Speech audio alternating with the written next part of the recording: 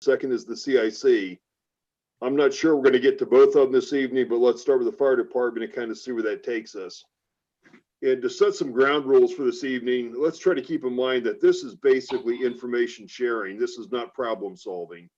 We can problem solve later. We can decide the roof pitch for the firehouse. We can decide the color of the brick, etc. But we've had this issue kind of festering for about the last probably maybe 10 years. It's been out there as to what to do with the fire department. Should we consolidate? Should we make a new firehouse? Should we make one of them bigger? You know, what to do with it. And this is the first time that actually Melissa put some numbers to it. And now we know it's roughly a $3 million initiative. So I think as we move down the path, we need to be very cognizant of how strapped our financial resources are, the economic community right now, as far as not really agreeable to approving a lot of levies. We've got to look at other levies we have in the city. We've got to give thought to a bond issue or something like that. But I think the biggest thing is to start developing the business case for consolidation, what makes the most sense and why we should even be thinking about this. And again, tonight, we're not expecting a decision. This is just something we got to think about. And I think at the end of the night, we're going to decide if we want to further pursue the fire department consolidation or we want to let it go. And if we further pursue it, we've got a handful of things to look at in early 2021. But I would think at some point in time in 2021, we could put it back on the table and give it some additional consideration and basically advance the conversation. So with that brief introduction, Melissa, I'll kind of turn it over to you to kind of start it. And we also have with us tonight Chief Nyhard and Deputy Chief Bizzaro. Welcome, both of you. Thank you.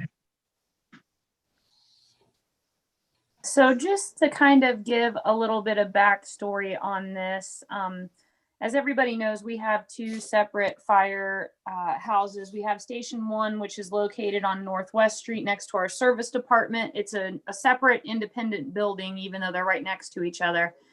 And it's a separate parcel. And it houses some pieces of apparatus, which the chief and the deputy chief could talk more about what it actually how it actually functions. And it houses the office space for all of the employees of the fire department. And then we have Station 2, which is more of the traditional setup of a firehouse, which has the sleeping quarters and larger bays with more pieces of apparatus that are located in them and a lot of the equipment. So we've got these two separate stations, and the way that they currently operate is during the day, and I believe it's just during the week. If I'm wrong about that, one of you guys can correct me, but during the day, during the week, everybody is housed down at Station 1, and then in the afternoon, late afternoon, then everybody shifts up to Station 2, where they finish out their day, and again, that's where the sleeping quarters are. So right now, it's neither space is able to support all of the functions of the department. So we're maintaining two separate buildings because one building can't contain all of the different functions that are necessary to be able to operate the department. So in the 2020 capital budget, we had earmarked money for an architect to be able to look at the feasibility of whether or not Station 2 could be expanded upon. So Station 2, as it sits, is sided on all sides by asphalt. So there's quite a bit of room to the front and all sides, actually. So we knew that there were some underground utilities and things like that. We also weren't really sure about the structure of the building and what it could handle. So we wanted to see if that was even possible. Because when Chief Hall was the fire chief, they had looked at purchasing a parcel of land up further west on West Franklin, and it's actually still up for sale. It's in front of the electrical transfer station, power plant. I'm not sure what exactly that functions as, but I know it's some sort of a power situation, DP&L. So they looked at purchasing a piece of land and possibly building a brand new fire station that would hold everything up there. So we do have a file on that. I can give more detail on that, but so that was kind of looked at. Nobody decided to explore that any further. So nobody had looked at the possibility, formally at least, of whether or not Station 2 could be expanded upon to be able to fit all the needs of a modern firehouse that would contain everything that we would need under one roof. So we hired an architect, and the architect met with both of the chiefs, chief and deputy chief, and they kind of toured around and looked at some other fire departments and the way that they function and are laid out, kind of went through what they're looking for in terms of amenities and things like that within the firehouse that would be renovated for them, and put together a floor plan and design, which was presented to council. I believe it was 2 meetings ago now. And we're able to put some budget figures to that. So I guess the exercise did prove that the fire station number 2 and its lot is capable of expansion in order to fit the needs of everything for our fire department under one roof. So that's kind of the exercise that we went through this year to determine whether or not that was possible, which now we know it is. So now we know that it's possible. Now we know about what it would cost. So, you know, we've got obviously a number of different options. We're functioning independently right now. You know, the notion of building brand new has been looked at, and now the notion of consolidating into one fire station and expanding upon what we currently have at Station 2 is currently on the table as a discussion item. So I'm not sure what else I might be able to provide to kind of frame that up for you guys, but that's my first crack at it. And Melissa, suffice to say, we looked at purchasing that property on West Franklin Street, and the price was multiples of what the city thought it was worth and what the city was going to pay for it. So we quickly tabled that discussion, discontinued negotiations with the landowner.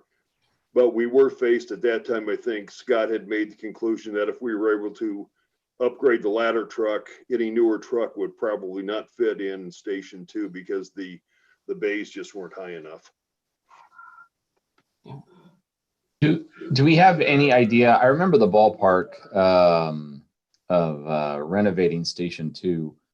What was, but I can't recall, was there any estimate of what it would cost to do a whole new station if we were to find land and start from scratch? It was significantly more, wasn't it? So the figure that the architect gave, or at least not the figure, but the reference that the architect made, the architect that we hired specializes in fire departments. He's built fire departments all around our area. And so the estimate that he threw out was that this would save us 30 to 40% in pursuing a consolidation. He did not give an estimate for a new fire department. The only records that I've found of the first exercise that they went through in terms of looking at purchasing land and building new is I found where there was a purchase contract that was never executed.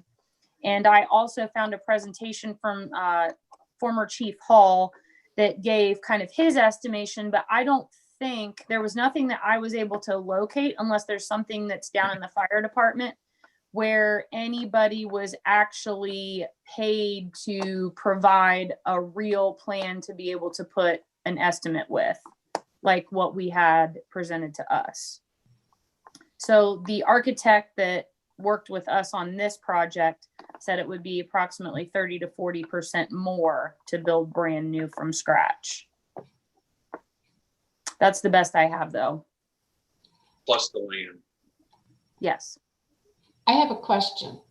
How long, if we do proceed with this renovation, how long do we think that would suffice the needs of the fire department? How many years would it last, and just to where it became so outdated we can't use it anymore? Any ideas? I mean, I would defer to Chief on that, but I think that one thing that is worth understanding is just how our fire department has evolved. We had we went from volunteers and part-time to mostly full-time and part-time crew. Yeah, So we've got, we've got kind of a different operational dynamic than what we had started with. sure. So not to say that that couldn't change, but the way that things are currently operating with the size of our community, Chief, how would you answer that question? You answered it pretty well yourself. So that station was built, I can't remember the exact year, 76, 78. So I guess you could look at that as the length of time of a station. The big problem, again, like you said, is there were volunteers back in the day. They didn't need bedrooms. They didn't need kitchens so much. Basically, they needed some office space and some area to house the apparatus.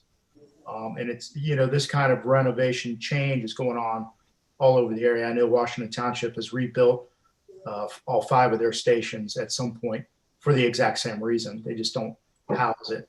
Right. So, I mean, I can't imagine, unless the city would grow, that we would outgrow that station as it's being presented by the architect within Okay. 20, 30 years. That's a guess. Okay. Yeah, I knew our whole operational setup was different and required more space, so that's pretty much a given. And I don't see us going back to volunteers. Yeah. So, okay. Could you help me understand what is at Station 1 that can't be housed at Station 2 now? So essentially, oh, go ahead. I'm sorry. Offices is the big thing, but I'll let Chief explain some of the equipment type stuff. So I believe, and Deputy Chief Pizarro has a longer history with the department. Part of the reason why an engine and a medic is down there is because we did have volunteers, and that allowed people who lived in that area to get to the apparatus quicker and take that apparatus to fire call or medic call.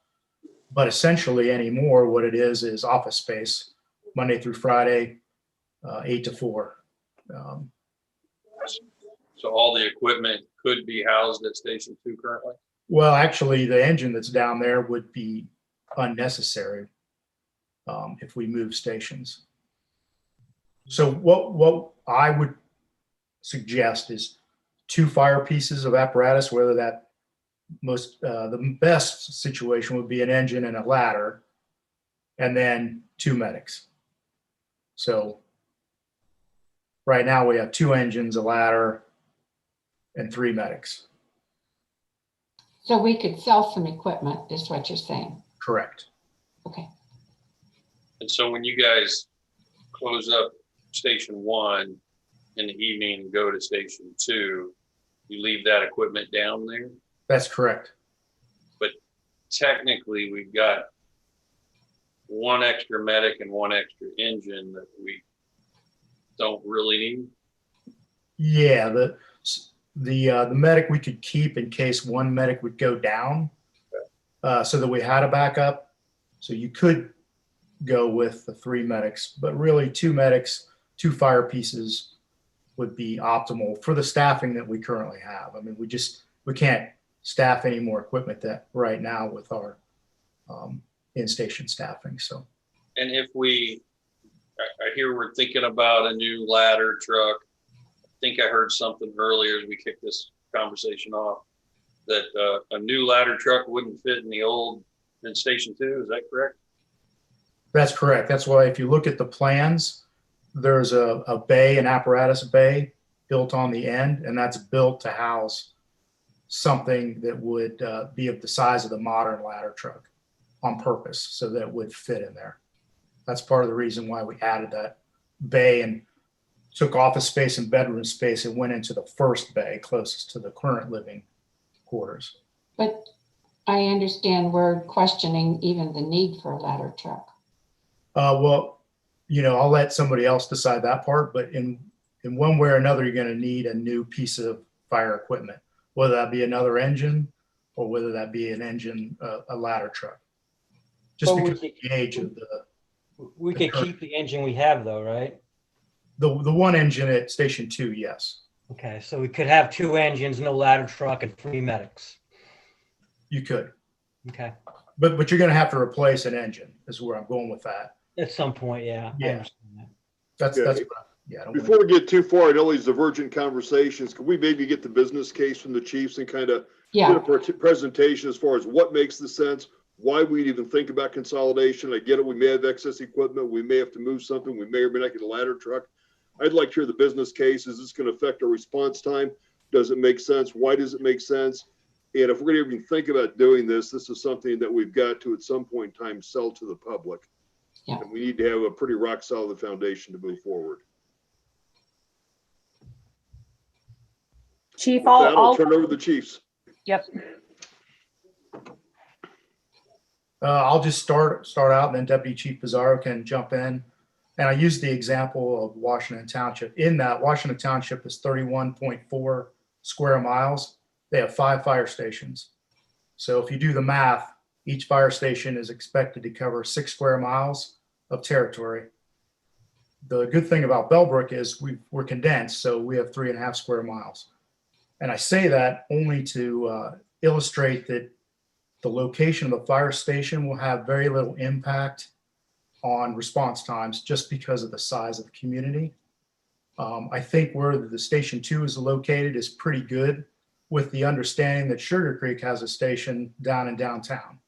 The example was of the other night, we had a fire in Upper Hillside, and the guys were at Station 2. Whenever we have a fire or Sugar Creek has a fire, both departments will respond to that fire because we both are small enough, we'll need the help. And they got there first because they're closest. Our guys got in there a few seconds after they did and joined in with their crews and went to go about putting that fire out. So the location it's a good thought. I mean, most people don't think of that, but I'm not sure how much difference it makes versus the dollars you'd spend to centrally locate that station.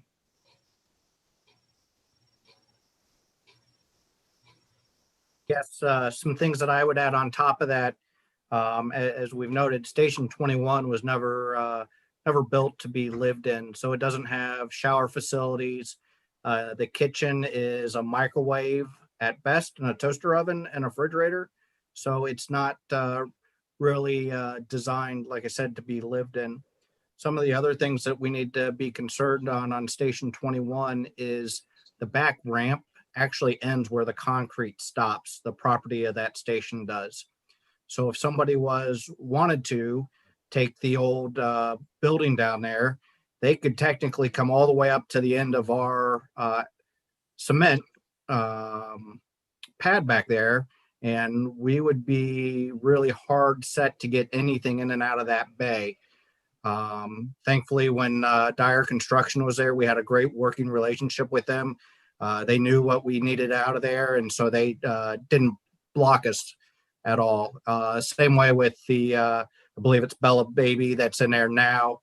They don't take up a whole lot of space, but that's not to say somebody comes in, or even if they wanted to put up a privacy fence and fence in their parking lot, we would not be able to get a fire engine.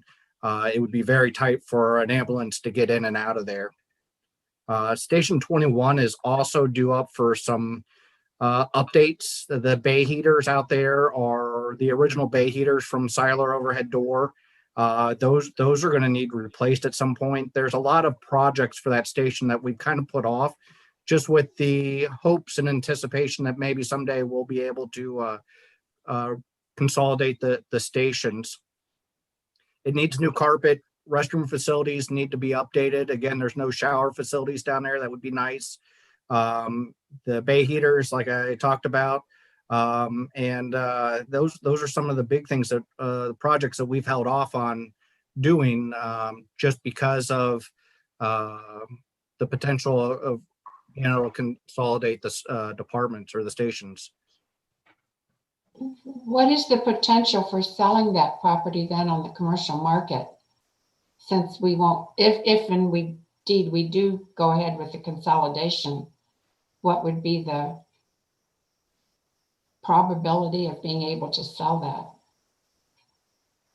that? It's I mean, it's just like any other piece of real estate. It's going to take the right buyer since it's kind of a unique property, and it's going to Yeah, all depend on the market also, you know. I mean, we've got quite a few buildings for sale downtown right now, so they're not there's not necessarily a demand. yeah, commercial property is not selling. Yeah, so that's, I mean, that's a hard Yes. question to answer. That's the current situation. That's not, Mhm. won't stay that way. Okay. I just have a question for the chief. You talked about a lot of the problems on having two stations. What are the benefits of having two stations right now? Is it totally a bad idea? Or is it just extra garage space for the equipment? Are there any benefits that we're going to forego if we would consolidate?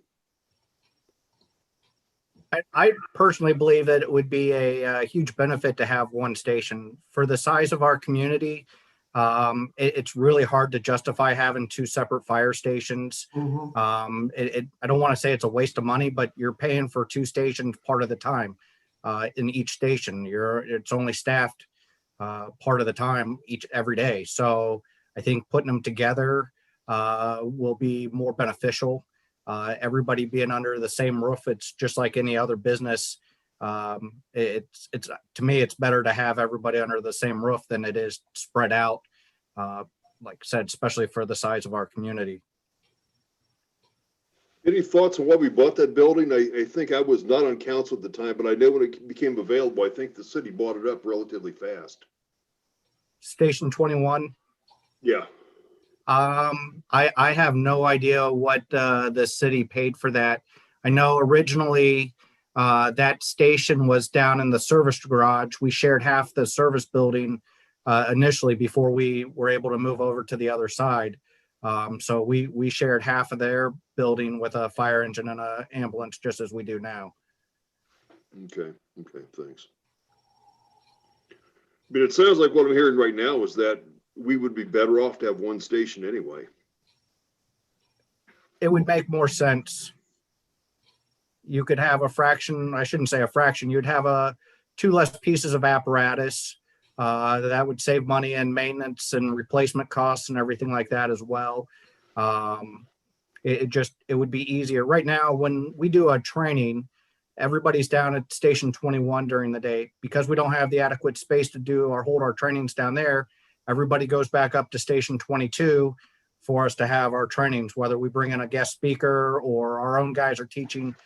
We have to go back up to that station where we can have enough space for everybody to get together for our trainings.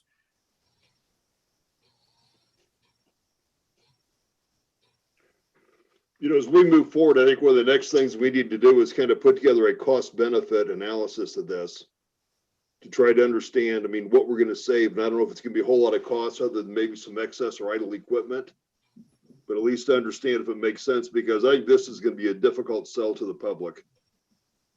If we want to move forward to do anything, we're going to have to make sure we got our ducks in order. That really is a lockdown situation. I think that it sounds like we move people back and forth. We got a little extra machinery, but again, we're going to have to justify a $3 million expenditure.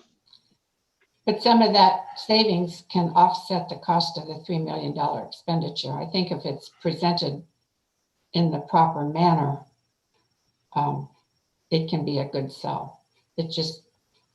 It'll have to be very carefully structured. Do we have any idea what financing options would be? Like if we, how much revenue do we have on the fire fund that we could apply to a new building?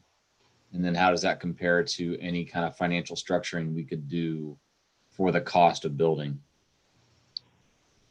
So we're not in a position where we've got excess revenue right now that we could say, you know, we're able to set aside this same amount of money every single year. So I think that it would have to be an initiative that went out to the voters in order to be able to pay for. So I think that probably the best way to do that would be to do that through bonds, which is how that's how the city building was renovated. Back when they did it in the late 90s. So that's probably the way that it would have to. I think that would probably be the best avenue. Yeah. But I have not researched any of this. I mean, because we haven't had an opportunity to have any feedback on the possibility of even doing it. So I haven't spent a lot of time looking at anything like that yet. I think a starting point on that would be to find out what the cost of the equipment would be to sell, how much we would get, and get the bill and how much the building is worth. So say that's $500,000. I'm just throwing it out there. I have no idea. So there's $3 million in the cost of a renovation minus 500,000. There's a $2.5 million. I mean, that's a simple way to look at it. There's probably other savings in there too, but it's not going to be like we're going to lose full-time equivalents or anything like that. It's basically two pieces of equipment, a building to offset. But the two pieces of equipment need ongoing maintenance, so you can throw that in there too. Yeah, but I don't. Every little bit. If I may, this is so familiar with respect to a work issue right now. As I listen to Chief and Anthony, what I'm hearing strongly is that there are effectiveness and efficiency gains with going to one building. Yeah. So there's one aspect. By going to one building, I'm hearing some cost avoidance issues. And here I'm diving deep into memory, Pam and Melissa. But when we talk about getting rid of selling space downtown, this was all kind of part of the comprehensive plan. I'm going back even to the salt barns, to the locations where the city owns downtown. Yeah. That if we free up locations in the core of the city, potentially that gives businesses, other people an ability to get a foothold downtown, to draw the traffic, et cetera, et cetera.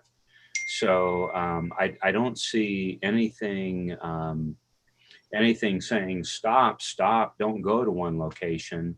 But again, I think timing is part of it, and how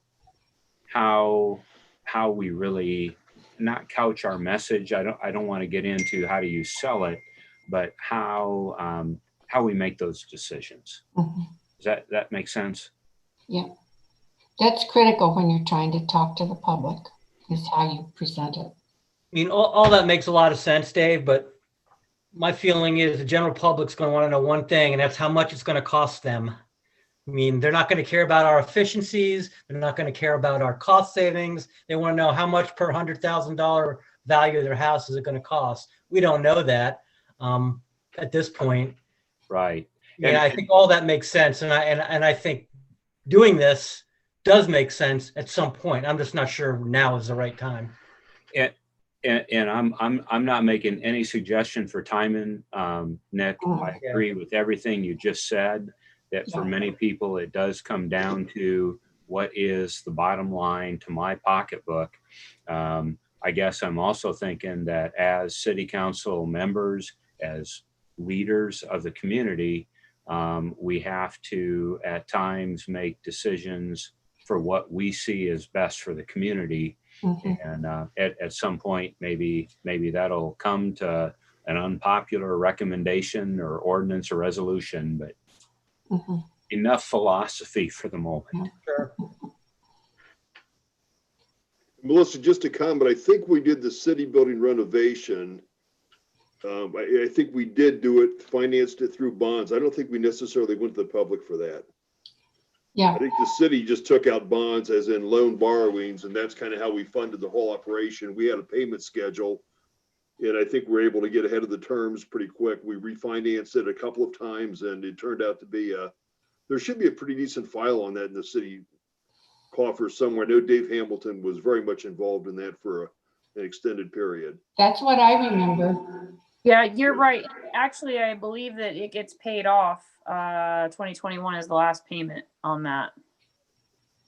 Do you remember what the payment was or how many years we ended up financing it? I mean, like the mayor said, I think that debt evolved, and it was paid off. Because right now the debt's being, I don't want to answer that. So I'm not really sure. I can look into that though. I mean, $3 million over 3 years. is what the chief said it would last. This one's built in 77. It's lasted much more longer than that. Yeah, that's kind of a drop in the bucket when you amortize it over that many years. Mhm. If you want to amortize it over that long, people would be object to that. I mean, there's a lot of things that could happen related to fire station. Fire districts are popping up all over the place. I would hate to do a 20-year or 25-year bond on a fire department that gets consolidated after 10 and we still have the debt. But you're right. I mean, conceivably, you could go up that long. And for background, I mean, the city building was something that had to be done. Right.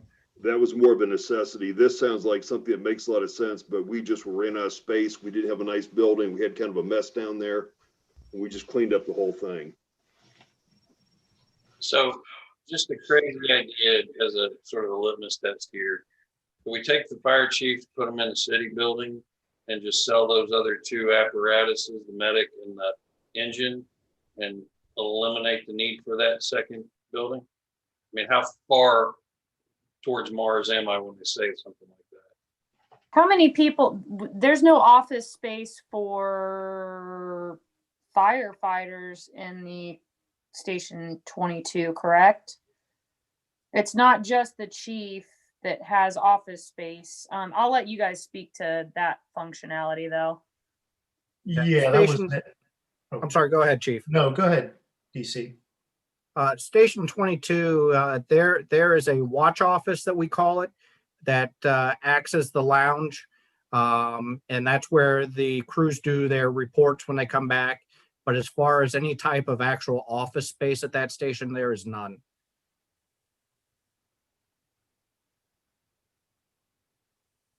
So to answer your question, I think, Ernie, is it's not just the chief, it's the chief, the deputy chief, and the firefighters that are on duty. But could the firefighters use the other station and then just take the two chief offices into the city building and then share common facilities with the police? I mean, if that's a crazy idea, then just tell me that. That's fine. I think she said there's no office space even for the firefighters, so they can't share something that isn't there. But what do they do in the evening when there's no office? So during the day is when they do their office work, if you will. It's where we keep our inspection bureau, our car seat information and all of that the extra projects the guys work on. To keep all that information downtown at Station 21, just because there's no storage space up at Station 22 for any of that information either. So our dead records, files, and everything like that are all kept down at Station 21 for them to use. So in the evening times, there are four guys, typically four firefighters, typically in that watch office space, sitting on top of each other, more or less. Okay. Yeah. Thank you. Kind of like a submarine. You know, in talking about the fire department, is it worthwhile to think about a fire district, something like that? Does that even make sense? I mean, Nick kind of alluded to if we have a nice firehouse in 10 years from now, I'm not exactly sure where that ends up at.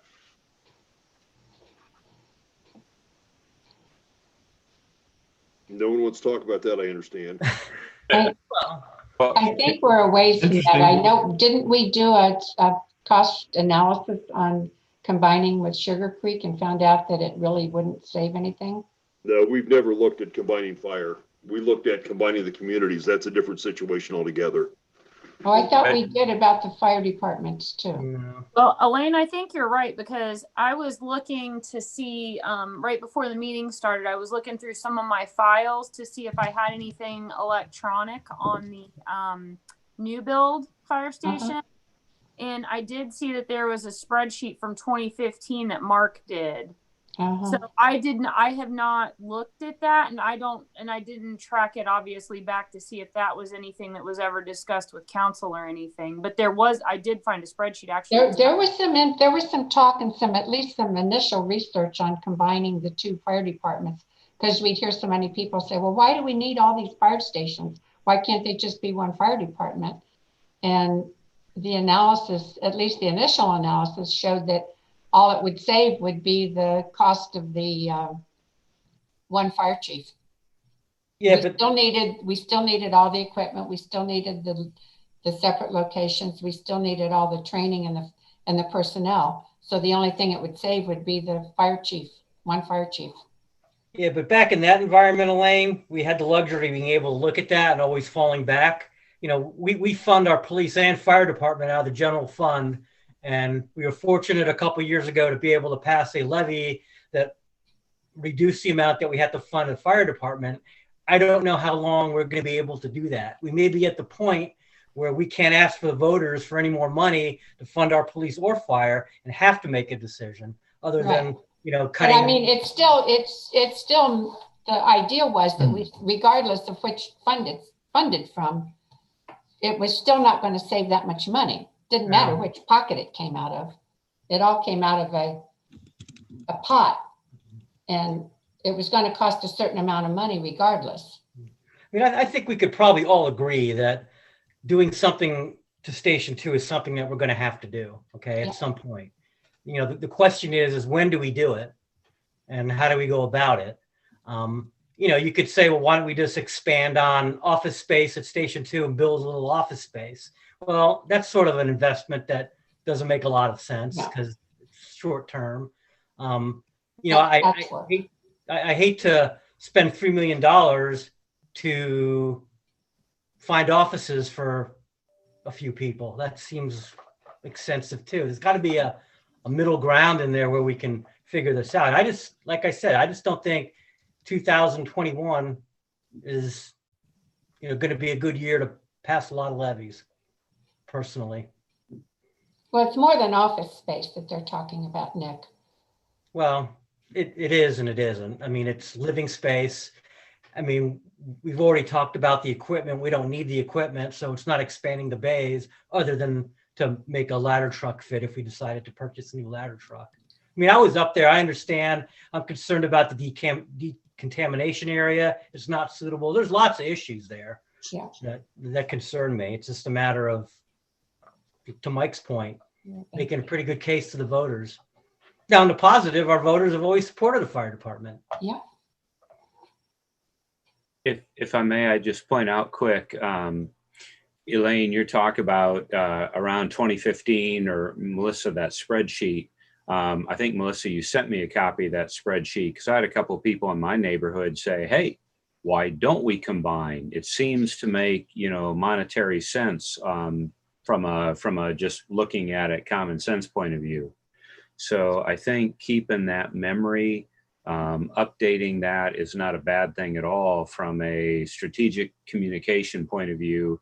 Whenever we do go out to the community of, hey, we're asking you for money, but we did consider this. Here's what was considered and why. Here's what's updated. And I just mentioned that because there's turnover. You know, people in the fire department turnover, on the council turnover, and it doesn't take long before, oh yeah, I remember somebody looked at that 5 years ago, but there's no corporate memory of that. So just throwing that out from keeping that in the background. I absolutely agree, Dr. Dave. Kind of playing off of what Chief said, we're 3.5 square miles and one station covers 6. Certainly, I kind of have a hard time following the logic of only going to save the cost of one chief. I'd like to see that study just to educate myself a little bit, Melissa. I mean, when I walk around and talk to residents, topic one is police giving out tickets still. Topic 2 is why do we need 2 fire stations? And why do we need another 2 fire stations in the township? It's in the minds of everyone. I would like to prepare myself to better understand that if that is really going to be our argument that it's not going to save us any money. The other thought was, if the town has not turned down a fire levy, then why do we not move forward and tell them what the cost should be and let them make the decision? Why does that show? Why do we have to shoulder that or shield them from a levy that appears that we might need if we're going to grow, if we're going to support the community properly? You still have to present it so they get it. So how have we presented things in the past for fire so that they always pass them? Well, in November of 17, we had a combined safety levy, and that was police and fire. And we couldn't break the levy out necessarily as to what was what, but everybody knew it was police and fire because we've had a tough time passing a police levy. We've been relatively successful passing fire, but we'd have to go back and look at the millage. The last one was in 2018. That was 1.7 mils. The last one to fail was in 2017, and that was 3 mils. And even with the 175 mils, we still borrow from the general fund. What is it, 150,000 a year, Melissa, in the most current budget? So we need to somehow stop that bleeding, Right. and then infuse some new cash into the situation. So we could look and see, but the millage, I think, would be relatively high, and I'm not sure what the ultimate cost would be. But People don't get what it costs to operate these things, and I don't think. my response to you, Ernie, when people complain to me about our police passing out tickets, why are you being stopped? What are you doing that they stop you? That's what I said too. Quit breaking the law. They won't stop you. Trust me, I feel the same way, but it's what they want to talk about. Yep. But I really don't think we're making a wise decision by kicking the can and not letting the voters know that this is something that ought to be done and having them vote it down, rather than wait until we're in a big pickle and then really need it. And then they're going to look at us and say, well, if you really needed it, why didn't we hear about this earlier? And if we got to sell it, we'll sell it. That's the conversation. That's why we're having this conversation now. So my 2 cents is I would not kick the can. If we all decide we ought to do it, then we ought to do it, not shield the voters from the information that this is a community need. I think when they bought the Siler building, that was kicking a can down the road. They used that building for some other things. I think the water department or water billing or something was in there for a while. And so if you keep the fire department, I think Station 2 does need the upgrades. But I think before that, you need to answer to the people why consolidation or fire district would make sense. I mean, I hear that all the time. I do too. And I think we've got to answer that question and, answer it with respect to cost and, make sure we have the same services. Yeah. So that would be something that would have to be. Yeah. I think that question has to be answered first before we answer this one. I do too, because voters, if you can show them that it doesn't make sense to consolidate with another or create a fire district, then they would be more willing to pony up and vote in a levy. But the fire station, it definitely needs to happen for the future. I mean, we're looking at the future a lot of years. Yeah. So I think if we answer that question about the fire district, either yay or nay, and then, simplify the decision that way. And then I think you're kind of onto a good thing with the drawing of the fire station 2 and the chief laid out. We can work out a pretty good fire station that way. And I agree, Forrest. That's my 2 cents. I know Melissa and Pam, this is probably not what you want to hear because it's work we'd look for you to do. But if I was looking at a decision like this at work, if people were bringing forth, hey, we really need to do this. And Ernie, man, you're resonating with me of not kicking the can. It's putting together a a 2 to 3 page at most, just point paper is what I'd call it, on here's the decision in front of us. Do we consolidate to one station and improve it or not? And here are the major factors in there. One of them being, hey, in 2015, we looked at combining. Hey, we looked at this, we looked at the architect. And something like that with those key points, the facts that not just we're considering, but you put it out to the public. If we're going to ask our citizens to give money, here's what we, the council, are looking at for making a decision, you know, based on the facts. And here you can look at them too, give us input. That to me is not a bad deal to consolidate all this down into 2 or 3 pages. And it's just a suggestion, but I'll throw that out there.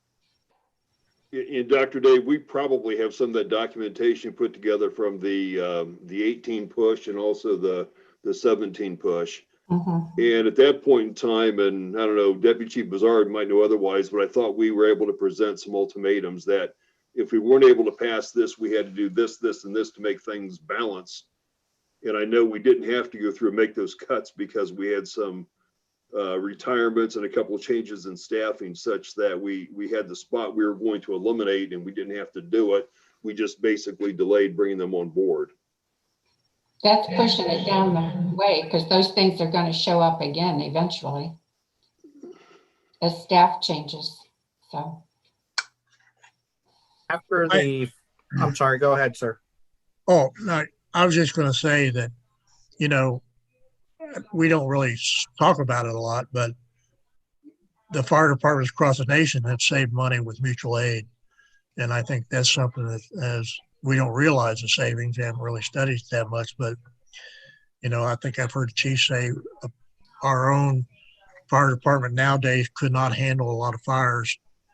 And so it's set up and coordinated with other departments with mutual aid. So we've already saved in that respect. that's a good selling point. It's a selling point. That's all I got. I think we need to be careful too, and maybe I misunderstood, but the equipment that we have downtown right now is not really utilized. And when people equate equipment, they equate FTE to operate it. So if we don't use it, why do we have the FTE to support it? I'm not saying that I agree with that, but I'm just saying that's what the general public will look at. So, you know, we have equipment that maybe we should think about getting rid of now if we're not using it, and, you know, bank that money. At least that's some money to put toward a station renovation. But don't you use it during the daytime? If you have to answer a call from Station 1, you use I don't know. equipment that's at Station 1, right? Yeah, they use it during the They day. use it coming out of state. Okay. Since their offices are down there, it's convenient, so they take it from there. But in one station, they wouldn't need it. Right. Someone could twist that and say, because we have 2 stations, we have a lot more costs to bear and to manage, maintenance and equipment. Precisely. Sell it back the other way. Yeah. I really think it boils down to, are we going to do a fire district with the township, or are we going to do something with Station 2 to have it accommodate both? If we've got the data that already says that that's a bad idea, I'd say let's just share it with us. I think that works to our advantage because I'm not sure that anyone would want a fire district because, like I said, people love our fire department and like the fact that we control it. So if that's on the table, that would probably persuade people to say, hey, we need to ante up and support a station renovation. I think you're right. I'm not sure that that's the majority's perspective, because I have never heard someone bring up the conversation of, you know, why we have why they like it that we have 2 stations in town and 2 stations in the township. Well, I don't know that they understand the function of both our stations. I think you can make it very clear in response time in a fire district, you know, it would increase. Well, I think the chief basically said that's not even a relevant argument. Only within Bellbrook. It Only would within be Bellbrook. different if it were Talk district. about a fire district. Well, if you Way look at all the different, isn't it? stations, if you look at all the stations that we would currently use if we had a district, it'd be Clio Road, it'd be our two stations or downtown Bellbrook. That really doesn't change the response to Bellbrook residents. That's assuming you used all those. If there was a fire district of all those areas, you could close half those stations. Yeah, actually, I think they would only close the one downtown is the last report I heard. But that would leave us with one where we're considering consolidating two, Yeah. which would cover everything. So I think we need to relook at that, and so we have a good argument for whichever decision we come up with. Definitely. And if I may, Ernie, I'm carefully choosing my words. I heard you say, well, the majority of residents may not. And I guess what I'm thinking is that we were either elected or appointed to represent the citizens. And at some point, I feel strongly we need to make a decision. I mean, we can't kick the can, as you put it, and we need to make a decision and perhaps bring it forth to voters and let that majority rule or not. And even if we believe it might be an unpopular decision, if we as the elected or appointed leadership feel it's appropriate, then I think we should do it. I hate coming across stuff where for years people have just, kicked that can down the road. I don't think you're that type. I'm not that type to deal with that, the others. So. Too bad we couldn't put this or that on the levy. Melissa, did we have questions with regard to fire on the survey did with the University of Dayton students probably 3 or 4 years ago? You kind of cut out at the beginning. What was the first No, I'm part? sorry. Did we have a question with regards to fire on the survey we did to the citizens of Bellbrook probably 4 or 5 years ago through the University of Dayton? I can look. It's not. We had anything a senior class project or something. We got it done for free and we got a lot of input on it. I'm not sure if fire was on. I think there were a few questions on fire. We may want to go back and revisit that. I'm showing it's about 8 till 7, so we probably should wrap this up. It sounds like we probably need to, go forward with some numbers on this. Is that what I'm hearing from council? Yes. Probably wants to find out what the pros, the cons are. And again, it's going to be a sell to the public, regardless what we do. If we do the bonds or if we do, a levy for it, it's going to be, sell to the public. So I think we need to probably start putting some of that stuff together. I think that the fire department was very much an advocate of the levies they've had before. They've gone out and gone kind of door to door on a fair amount of those things. I'm not sure if that's fact or fiction, Anthony, but I think you guys did it. Mhm. I think that was a big piece of it. The fire department's well liked. The police department was not at one point in time. I know they're coming back into the better graces with people, but it was easier to pass a fire levy for those reasons. But let's go forward, look at some numbers. Let's see what it looks like. And this isn't a 2-week project, Melissa. I think this is something that you're going to need a month or so to look at and work with both chiefs. Maybe have Chief Nyhard work double time between now and the end of the year so we can get it wrapped up before retirement date. Just kidding. But I'd like to maybe get some of their thoughts and start putting the pencil to paper and see what it looks like. And, the pros and cons, and we're going to have to try to sell this one way or the other. We can't just go to the voters and say, what do you guys think? Yes or no, and move forward with that. But I think we ought to be able to have a little bit of a position from the city council before we go down that path. I've had a resident ask me what was the thoughts of what we were going to do with the property if we do consolidate into one station. And my answer was that we were advised to sell some of the city-owned property because we own so much downtown that the research that was done, I forget the guy's name, that the city owned too much of the property in downtown. And we should. If we don't sell it quick enough, it'll become storage, so we will sell it. Yeah. That's really the whole purpose of the CIC is that can help us place it with the right type of business, not just the Yeah. Exactly. Okay. Anything else to add for the work session? We will reschedule another one for the CIC. I'm not sure what the outlook is on that, Pam. You can get back to us on that, but I wanted to talk about this one tonight, and I think we had a good conversation. We got a lot of thoughts and ideas out there. I want to thank Chief Neidhart and Deputy Chief Bazar for being with us tonight, and thanks for your input. And I'm sure you'll be called upon by Melissa to gather some additional information. And again, it'll be a big push to get it done before 12/31. Let's hope that this fire station renovation doesn't turn into a Dayton Arcade type project. Well, first off, it won't, because we don't have 75 million bucks to spend on it. But I'm talking about the time, the way it keeps pushing down. If you want to, let's go ahead and close the work session and reconvene in about 4 minutes. Sound good? Sounds good. Yes, Mayor. Thank you. Thank you. Thanks. Yeah, thanks, Anthony.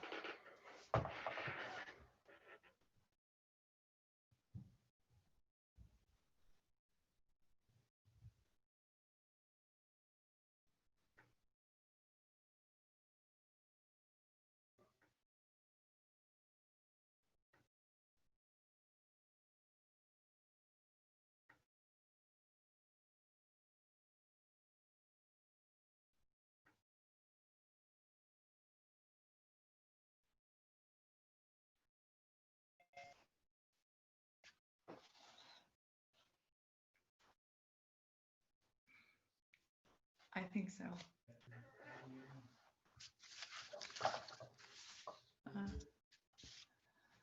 Let's see.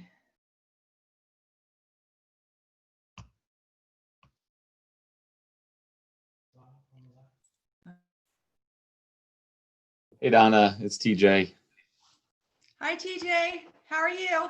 Good. Thank you for joining us. Sure. Thank you for inviting me. Yep, my pleasure.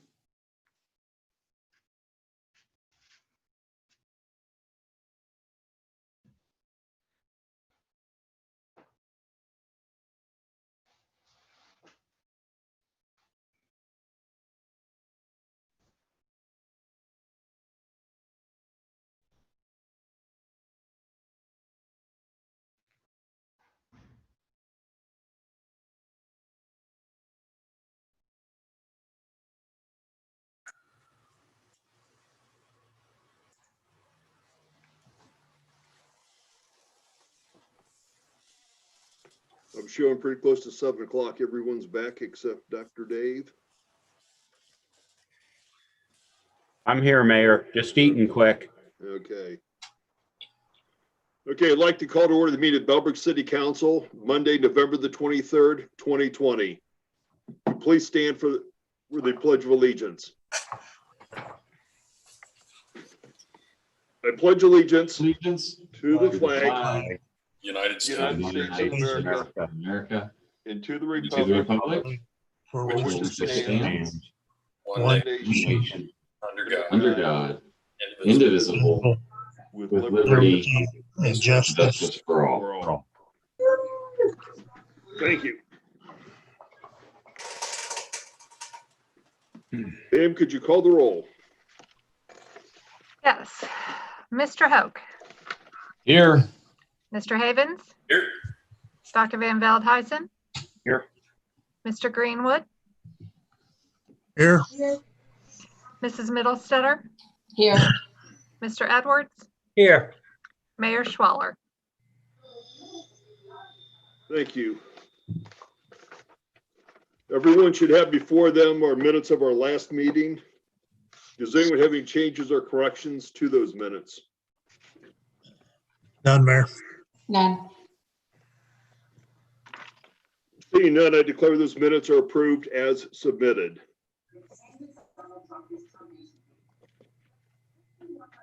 Next is mayor announcements. I want to just take this opportunity to wish our citizens a safe and happy Thanksgiving, and also bring to mind as we start the holiday shopping season, we have a very special day which falls between Black Friday and Cyber Monday, namely Small Business Saturday.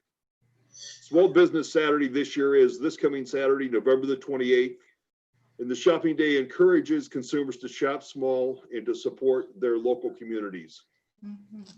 We have a number of small businesses in Bellbrook, and I would encourage our citizens to visit our local vendors.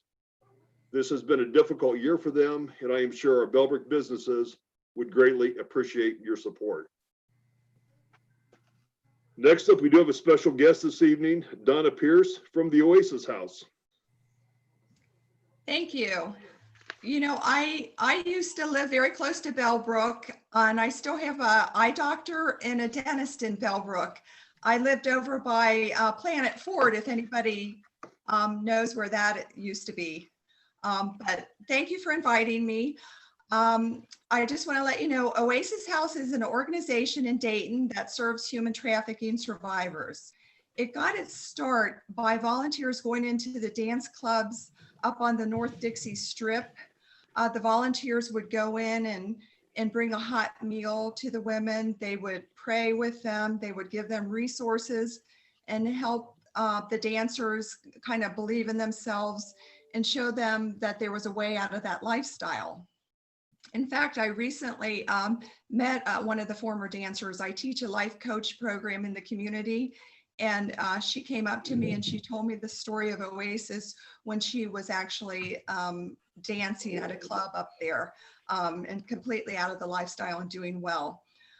So what is human trafficking? If you could kind of look at it like this, there's sex trafficking and labor trafficking on the one hand, and prostitution on the other hand. Like, for example, labor trafficking pretty much says what it is. It's involving the abuse of labor workers.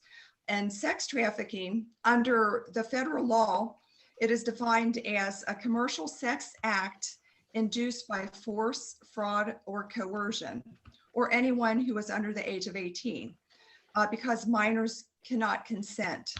And then on the other hand, like I mentioned, prostitution. So prostitution appears to look like the person is doing the prostitution on their own, but it's important to note that most women working in the sex industry fall into the force, fraud, or coercion category. Even though the woman may appear to be prostituting on her own, most were abused as children. They were never rescued or helped as children. In fact, the majority of women that we work with at Oasis were the victims of some sort of child or sex abuse. It's kind of like it's a segue into the sex industry.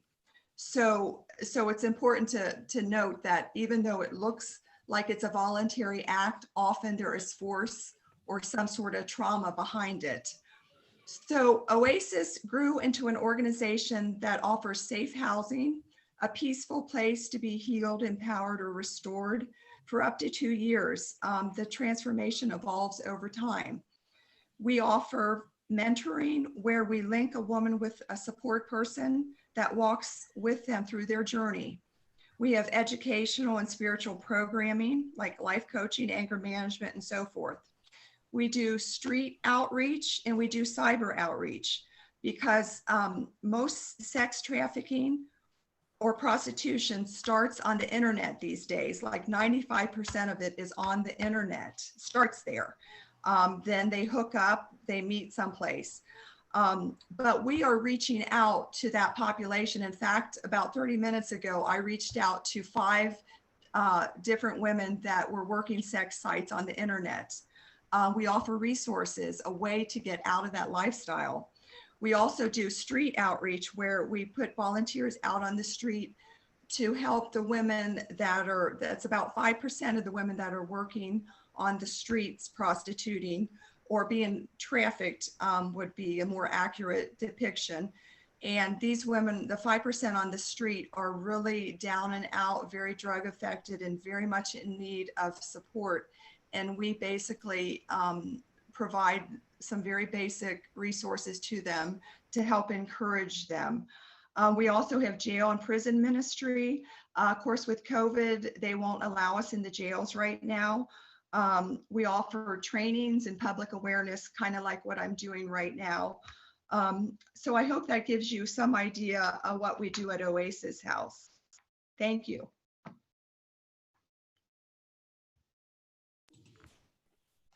Thank you very much, Donna. We appreciate the insight. Did you want anything or have any specific asks for the city of Bellbrook right now at this time, other than just awareness? Well, certainly, I would say if you're on social media, if you would follow us, like our page, that helps us.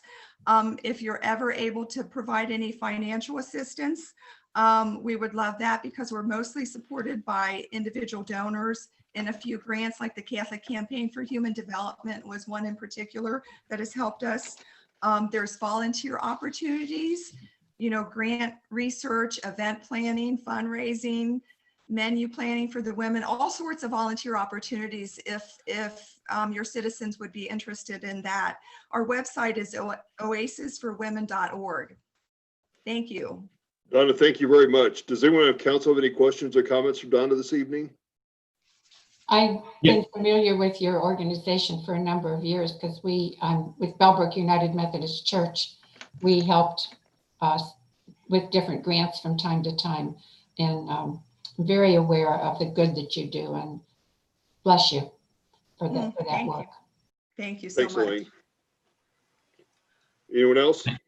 Just want to say thank you, Donna, for joining and providing information. If there's anything else we can do, please reach out. Thank you, TJ. Appreciate it.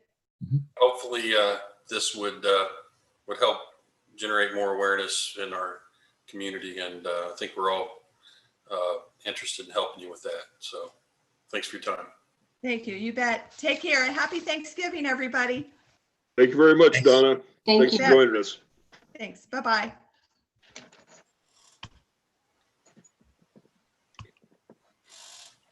Next on the agenda, we do have 2 public hearings this evening. The first being ordinance number 2020-11.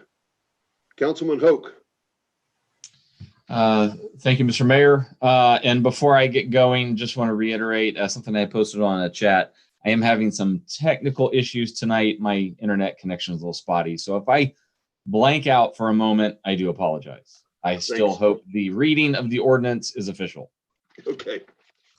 Ordinance number 2020-11, an ordinance repealing old Part 2, Title 8, boards, commissions, and committees of the Bellbrook Municipal Code and enacting a new Part 2, Title 8, boards, commissions, and committees of the Bellbrook Municipal Code. Whereas Section 8.01 of the City Charter for the City of Bellbrook authorizes City Council to create, change, and abolish boards and commissions not specifically established by charter, and whereas by prior legislation and in accordance with with the charter, City Council established the Park and Recreation Board, Youth Advisory / Action Board, the Bellbrook Tree Preservation Committee, and the Records Commissions. And whereas the Park and Recreation Board, Youth Advisory / Action Board, and the Bellbrook Tree Preservation Committee have all been inactive and unused for an extended period of time. And whereas the Records Commission Board is still an active board and maintains its utility to the city of Bellbrook. And whereas the Bellbrook City Council wishes to abolish the Park and Recreation Board, Youth Advisory / Action Board, and the Bellbrook Tree Preservation Committee due to their sustained inactive status and lack of use. And whereas the city of Bellbrook will continue to have a Records Commission Board due to its active status and usefulness. Now, therefore, the city of Bellbrook hereby ordains Section 1, the old Part 2 Administration Code, Title 8, Boards, Commissions, and Committees of the Bellbrook Municipal Code be and hereby is repealed. Section 2, the new Part 2 Administration Code, Title 8, Boards, Commissions, and Committees of the Bellbrook Municipal Code be and hereby is enacted to be read as set forth in Exhibit A, which is attached hereto and incorporated herein by reference, with deletions shown by a strike through and additions shown by italics and underlined.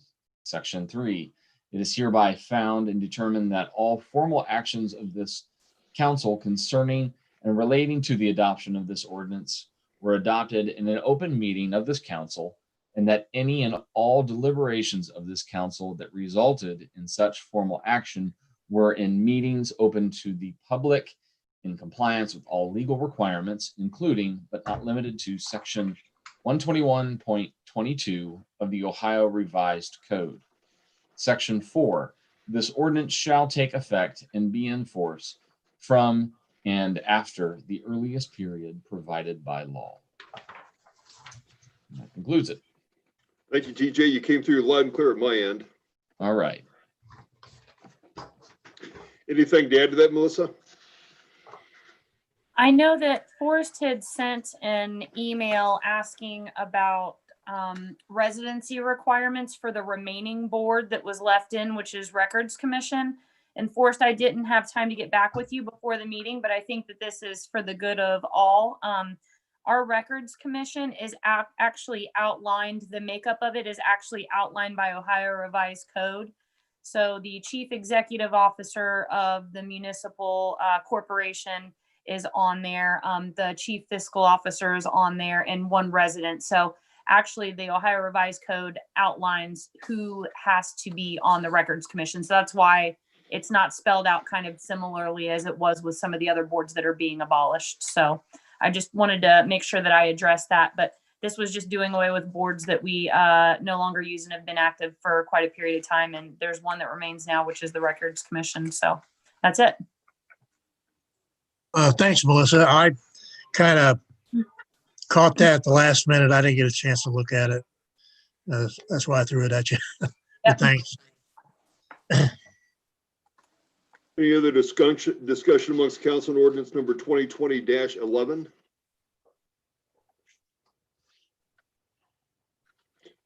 Seeing this is a public hearing, I'd like to invite anyone in the public who cares to speak with regards to ordinance 2020-11.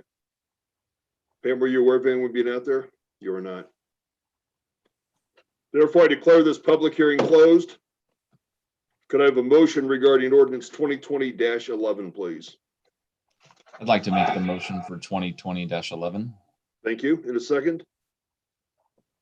I'll second. Thank you. Sorry, Elaine. A motion was made by Mr. Hoke to adopt ordinance 2020-11, an ordinance repealing old Part 2, Title 8, Boards, Commissions, and Committees of the Bellbrook Municipal Code, and enacting a new Part 2, Title 8, Boards, Commissions, and Committees of the Bellbrook Municipal Code. And this was seconded by Dr. Van Veldhuizen. Mr. Hoke? Yes. Dr. Van Veldhuizen, Yes, ma'am. Mr. Havens, Yes. Mr. Greenwood, Yes, Mrs. Middlestetter, Yes, Mr. Edwards, Yes, Mayor Schwaller. Yes. Thank you, Pam. Next up is ordinance 2020-12. Councilman Van Veldhuizen, please. All righty, Mayor. I will try to make this exciting.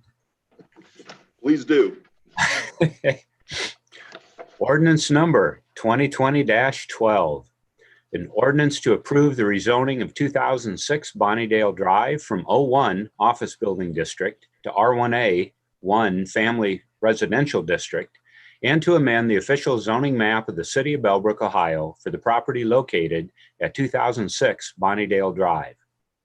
Whereas the planning board conducted a public hearing on October 22nd, 2020, concerning the request to rezone 2006 Bonnydale Drive from O1 Office Building District to R1A 1 Family Residential District, and whereas the rezoning from O1 Office Building District to R1A 1 Family Residential District will make the zoning of 2006 Bonnydale Drive consistent with other area properties, and whereas the planning board was presented, reviewed, and voted to approve the request to rezone 2006 Bonnydale Drive from O1 Office Building District to R1A 1 Family Residential District, and to recommend approval of the rezoning request to City Council. And whereas City Council adopts the recommendation of the Planning Board and approves the rezoning of 2006 Bonnydale Drive from O1 Office Building District to R1A 1 Family Residential District. Now therefore, the City of Bellbrook hereby ordains. Section 1. The Bellbrook City Council accepts the Planning Board's recommendations and hereby amends the official City of Bellbrook zoning map from O1 Office Building District to R1A 1 Family Residential District for the property located at 2006 Bonnydale Drive. Section 2. It is hereby found and determined that all formal actions of this council concerning and relating to the adoption of this ordinance were adopted in an open meeting of this council, and that any and all deliberations of this council that resulted in such formal action were in meetings open to the public, in compliance with all legal requirements, including but not limited to Section 121.22 of the Ohio Revised Code. Section 3. This ordinance shall take effect and be enforced from and after the earliest period provided by law. That's it, Mayor. Thank you very much. That's sir. Melissa, anything to add to that? Not really. There is an updated zoning code map, which upon adoption of this ordinance, that would go into effect, and then that would be updated on the website. So just so that council knows that the zoning map does get updated as these changes are made. Okay. Any questions or comments from council? I'm just curious, what prompted this reversal back to residential from office space? I Didn't believe read it they're in. going to sell the property. I'm sorry, say that again. I believe that they're going to sell the property. Interesting, huh? Yeah, it is very interesting. Yeah, this property's had a life of its own a little bit with the property commission and or planning board, I guess, and also city council. Yeah, thank you for sending out those old notes, Melissa. yeah, that was good reading. Anything else to add from council? Yeah, I remember that whole case. That was quite a story. Yes, it was. Yes, it was. Given this is a public hearing, would anyone from the audience care to speak with regards to ordinance 2020-12? No one out there still? That being the case, I declare this public hearing closed. If I could have a motion regarding ordinance 2020-12, please. Mayor, I would like to make a motion, please, Thank you. to adopt. In a second. I'll return the favor and second his Okay, motion. thank you, TJ. A motion was made by Dr. Van Veldhuizen to adopt ordinance 2020-12, an ordinance to approve the rezoning of 2006 Bonnydale Drive from O1 Office Building District to R1A One Family Residential District, and to amend the official zoning map of the city of Bellbrook, Ohio for the property located at 2006 Bonnydale Drive. This is seconded by Mr. Hoke. Dr. Van Veldhuizen? Yes. Mr. Hoke? Yes. Mr. Havens? No. Mr. Greenwood? Yes, Mrs. Middlestetter? yes, Mr. Edwards? Yes, Mayor Schweller? Yes. So it passed 6-1. Ernie, any comments or any thoughts? Did you want to make anybody aware of anything or? Not particularly. I just, I don't want the city jerked around back and forth. I think eventually we're going to be right back here with the same argument down the road. Just not something I'm in favor. I'm not upset that it passed or anything, but just my 2 cents. Okay, thank you. That's the last of our public hearings. We do have 2 ordinances for introduction this evening. The first being ordinance 2020-13. Deputy Mayor Edwards. thank you, Mayor. Ordinance number 2020-13, an ordinance approving the appropriations of the city of Bellbrook for the fiscal year ending December 31st, 2021.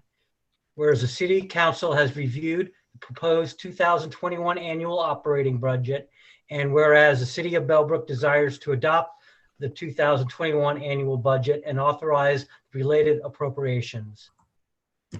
Now, therefore, the city of Bellbrook hereby ordains Section 1 that to provide for the current expenses and other expenditures of the city of Bellbrook during the fiscal year ending December 31st, 2021, the following sums be and they are hereby set aside to be appropriated as follows. And I won't read each individual line, I'll just summarize each category. Personal services, the grand total is $4,165,912. Other expenses total $2,124,172. Transfers of $550,000, and to total 2020 appropriations $6,840,084. Section 2, that the finance director is hereby authorized to make payments from any of the following foregoing appropriations upon receiving proper documentation approved by the officers authorized by law to approve the same.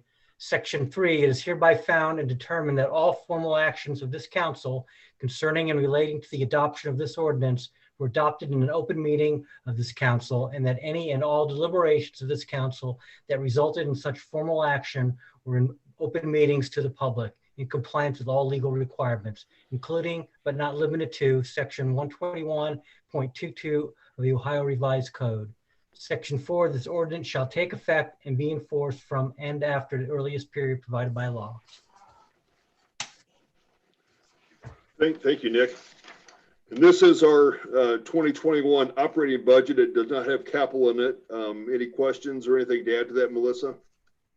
I will say that I just caught that the header on the table says 2020. So I just caught that typo. So I will update that in the public hearing of the ordinance, and then the full budget presentation will take place at the next meeting as well. So the column far to the right, appropriations. Yeah. Yes. Gotcha. Any other comments of council? We have a motion regarding ordinance 2020-13, please. I'll make a motion to introduce ordinance number 2020-13. Thank you. In a second. I'll I'll second. second,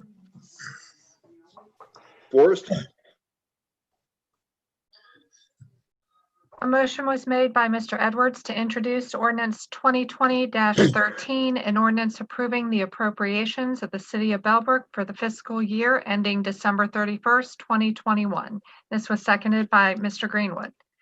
Mr. Edwards? Yes, Mr. Greenwood? yes, Mr. Hoke? Yes. Mr. Havens? Yes. Dr. Van Veldhuizen? Yes. Mrs. Middlestetter? yes, Mayor Schweller? Yes. Thank you. Next up for this evening is introduction of ordinance 2020-14. Councilman Havens, please. Thank you, Mayor.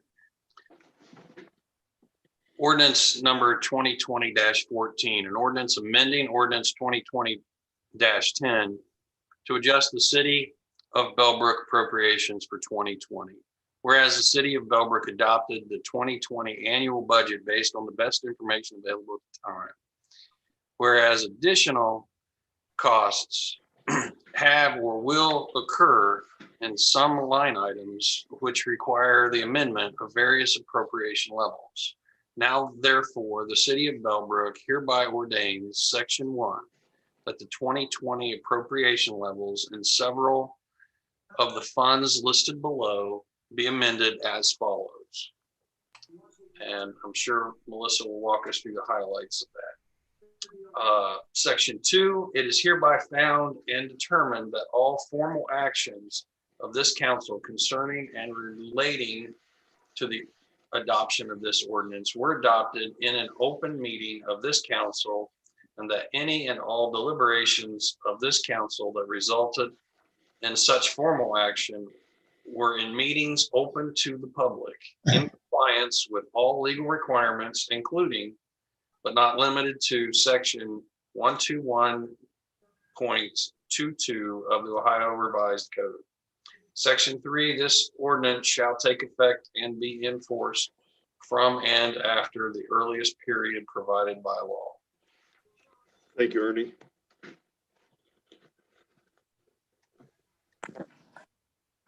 Okay, so attached to the ordinance is a supplemental appropriation worksheet, which I think is the most helpful way to understand where these additional appropriations are going. So just so everybody kind of knows, at the end of the year, if you spend $5 over what you have appropriated for a particular fund or category, which is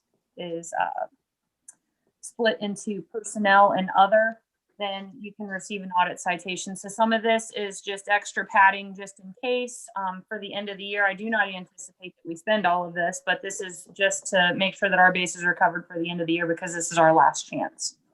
So we did have $23,500 in the general fund. Some of these lines were previously reduced and then purchase orders were opened. So some of that is circling back around and putting money back where it was previously reduced. So we did have that with community environment, with insurance. We had with legislative some additional legal fees, prosecution services, IT, and money towards the health district fees that increased. Our special revenue funds, we have $61,100. So we are out of fire. We are going to have one last gas purchase or diesel purchase, I should say, for the year. The school reimburses us for the lion's share of that.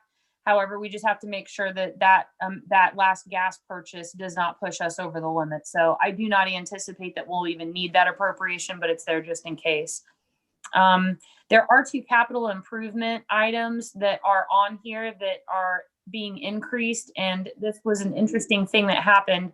So we had 2 capital purchases from 2019. The purchase orders rolled into 2020, but the money did not follow. So the money was not expended in 2019, and typically we have that encumbrance that rolls into the next year for those loose ends, and the money did not get rolled over for whatever reason with our software. So we had a server upgrade out of capital improvements for $24,000 that did not roll over. So it was an addition to our appropriations since it was not an encumbrance. And then water, we had a dump body that went on the 2019 dump truck that we had bought for $43,000. So those are 2 really big items that that needed to be adjusted at year end. And we, again, in water had some benefits that were previously reduced that I put back. And then our performance bond fund, we just increased those bonds to be reimbursed in our engineering fees that had to be paid out. So that's an in and out fund. So $165,100 on that supplemental appropriation for end of year. And this should be good for 12/31/2020. Correct. Okay. Any questions or discussions with regards to ordinance 2020-14? And again, we'll have the public hearing on this on the December 14th meeting, which is our last meeting of 2020, absent having to call a special meeting for something.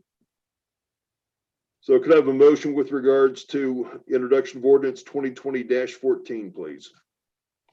So moved, Mayor. Thank you. In a second. Okay, I get to second this one. Thank you. A motion was made by Mr. Havens to introduce ordinance 2020-14, an ordinance amending ordinance 2020-10 to adjust the City of Bellbrook appropriations. This was seconded by Mrs. Middlestetter. Mr. Havens, Yes. Mrs. Middlestetter, Yes, Mr. Hoke, Yes. Dr. Van Veldhuizen, Yes. Mr. Greenwood, Yes. Mr. Edwards, Yes. Mayor Schwaller. Yes. Thank Thank you. you, Pam. We have no resolutions for this evening, but we do have a city manager report. Okay, just a few items here. We just finished last week our first round of interviews for the fire chief search, and the top two candidates are going to be interviewed by council on December 1st from 6 to 8 p.m. via Zoom. So we did our original interviews via Zoom with the committee and the fire chief candidates, and it worked out really well. We used two separate Zoom links, which, you'd have to go out and go back into the next one, but it worked out really well, kept everybody contained to their own interview. So it was, it worked out well. So we plan to do that again with council, and everybody should have received the links for the interviews along with the resumes and cover letters for the two candidates that will be interviewed on December 1st. The Northwest Street Sidewalk Project, the last week, actually, they came out and they knocked it out and ripped everything out, poured the concrete, and it looks really great. So if you guys get a chance to go by there, check it out. We now have a nice, safe connection back to the plaza from Franklin Street. And it's really going to control the flow of traffic out of the gas station. The gas station did not have an entrance that closed.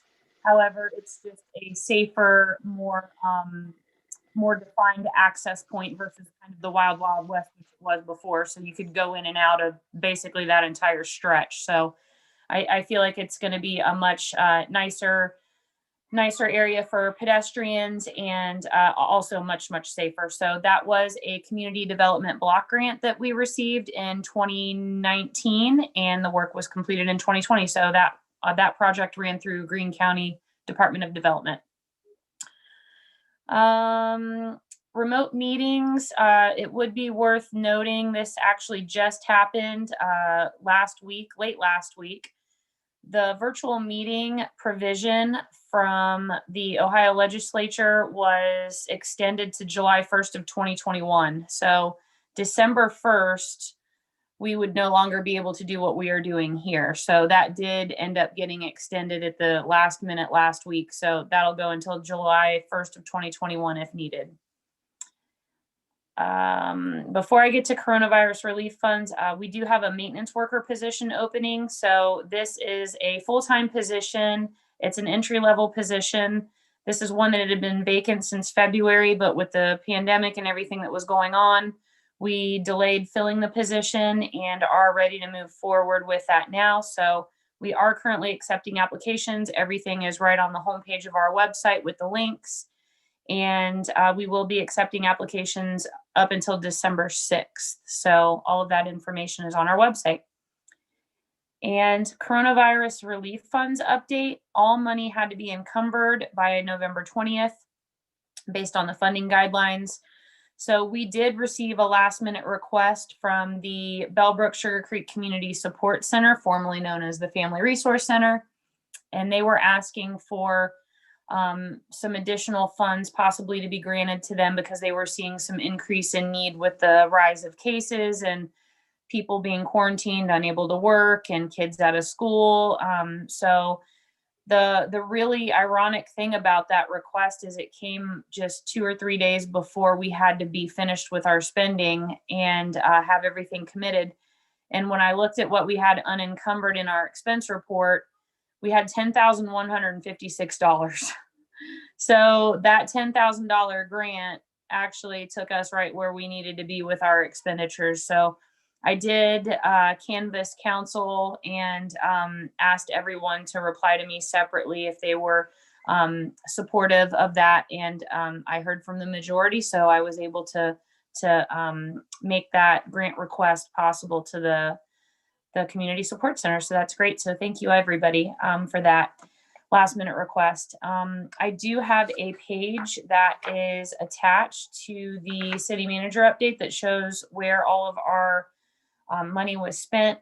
There were a number of different projects which were funded. So the community grant, remote work, public meetings, chamber upgrades, city building, public Wi-Fi, touchless fixtures, touchless doors and foggers, library outdoor seating, police and fire safety gear, and then miscellaneous PPE. So that total came to $177,418.51, and then the remaining $267.33 were allocated between mostly police and fire, and then there were some streets and water personnel costs that were related to some time off related to the pandemic. So that is how we allocated all of our money. So that is now finished. So we just need to finish receiving items that we had opened purchase orders for, and we'll have it all closed out well within the guidelines, which are everything to be received by December 30th. So it's been a whirlwind, but we got it done. So that's it. Does anyone have questions of the city manager? Great job, Melissa. Thank you. I did have one question with the northwest sidewalk or the curb being installed. I know with the comprehensive plan, or maybe it was on the walkability study, they were looking at reducing the number of entries and exits along Franklin. I know with the gas station, they have 2 exits that go to Franklin. But with that more robust sidewalk now, they could easily just jump out on the street and go out. Is there any plans to close off some exits to maybe open up some parking in the downtown area? So when we looked at submitting for that grant, council will probably remember this. We had proposed a couple of different options for that. And one of the options was to actually close one of those access points and continue that sidewalk east.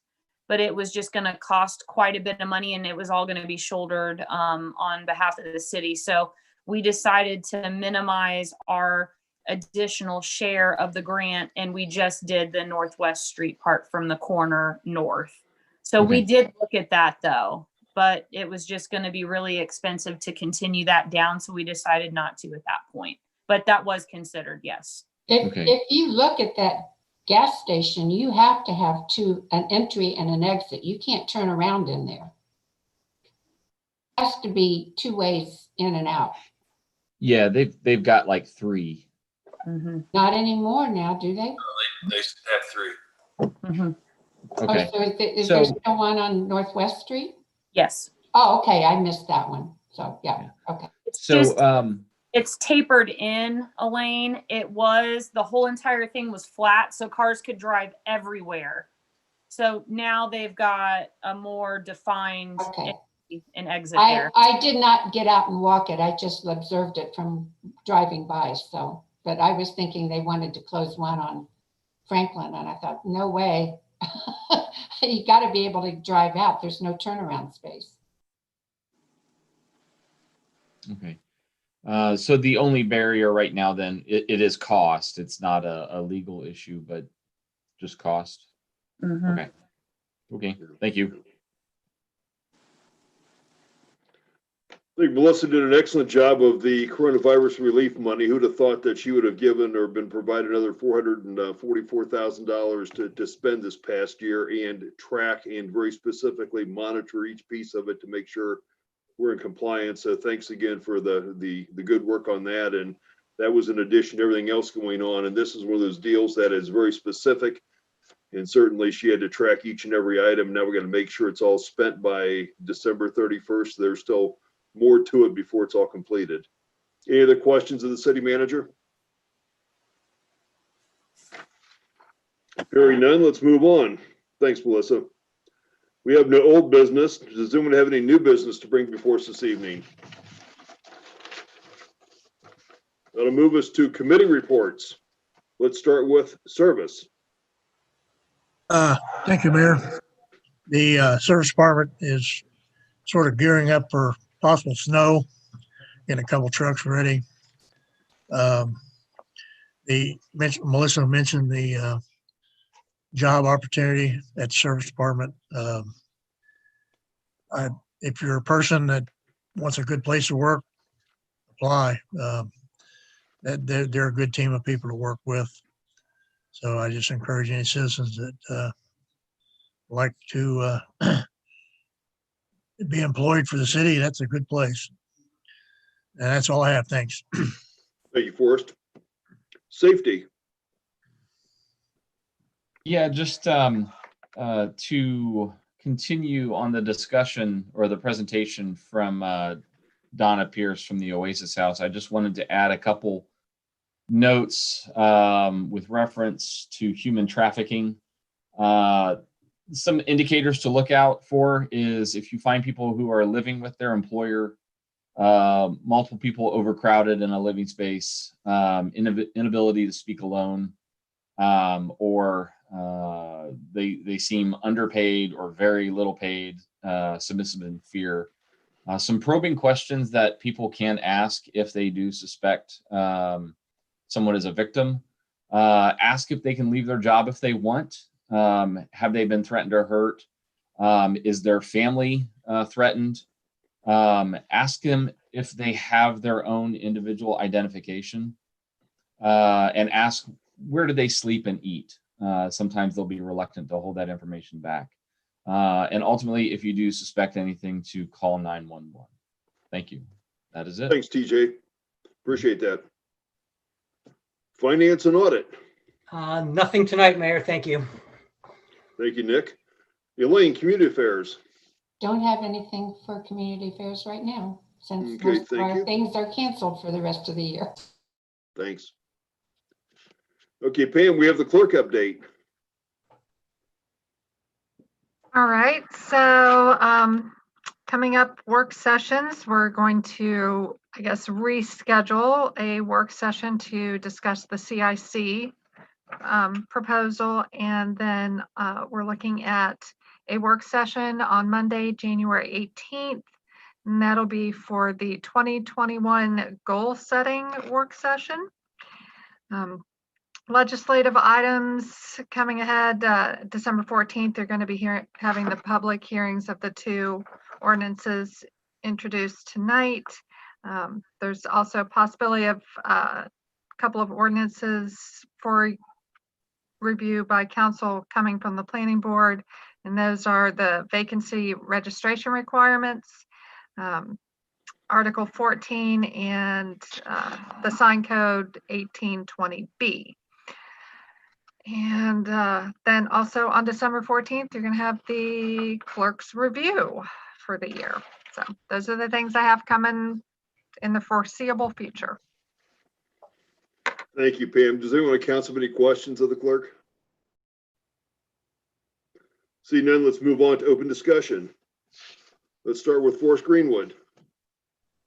Thank you, Mayor. I'd just like to wish everybody a happy Thanksgiving, beginning of the holiday season. If you have any friends or family or somebody you know that maybe needs a phone call, they're down and other than their luck. This time of year, suicides sometimes increase, and a phone call or just looking out for somebody a little bit might help a lot, go a long ways. And so thanks. That's all I have. Thank you, Forrest. Councilman Havens. Thank you, Mayor. Similar sentiments. Happy Thanksgiving. Hope everybody has a safe holiday. I want to reemphasize what the mayor said about small businesses. It's Small Business Saturday. Definitely make it a point, but consider taking it even bigger this year. Small businesses are really hurting. Spend some mental effort, if you will, shopping or intending to shop at the local businesses in Bellbrook. We want them around, and we need to shop there if that's going to occur. Thanks to Donna for enlightening us on some of the local issues with human trafficking. And, I have to really say, Melissa, there were a lot of ways you could have spent the coronavirus money. And I heard a lot of Wild Wild West stories with other cities. I think you did a really good job of making sure that the money was spent well, that it was used to cover city expenses. And yeah, I'm just really proud of that. So thank you. Thanks, Ernie. Good comments. Councilman Hoke. I too would like to wish everybody happy Thanksgiving. And on a semi-related safety / service issue, a tree in our HOA was affected by the heavy winds that we had maybe within the last 2 weeks. I can't remember exactly when it was that night that several trees got blown over. We have about a 150-foot tall sycamore tree that is leaning and pulling away from a riverbank, close to falling over. It is on the HOA land. So our HOA is financially responsible for it right now while it's still standing. I would just like to make a recommendation. I'm sure our service director has done some rounds, but if there's any other areas, might just want to inspect some areas where there are some large trees to see if there's anything that was damaged and look like it might be on the verge of falling. I know some trees did fall that night, and they were quickly removed from roads. Just if there's anything that we can do preventatively to maybe avoid any damage. That's all I got. Thank you. Thank you, TJ. Elaine.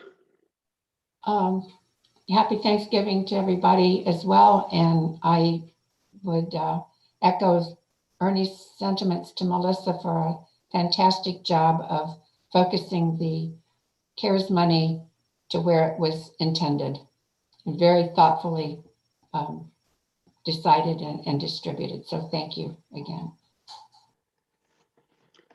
Councilman Van Veldhuizen. Just a happy Thanksgiving to all, Mayor. Thank you. Deputy Mayor Edwards. Just my best for a happy and safe Thanksgiving for our residents. Thank you, Nick.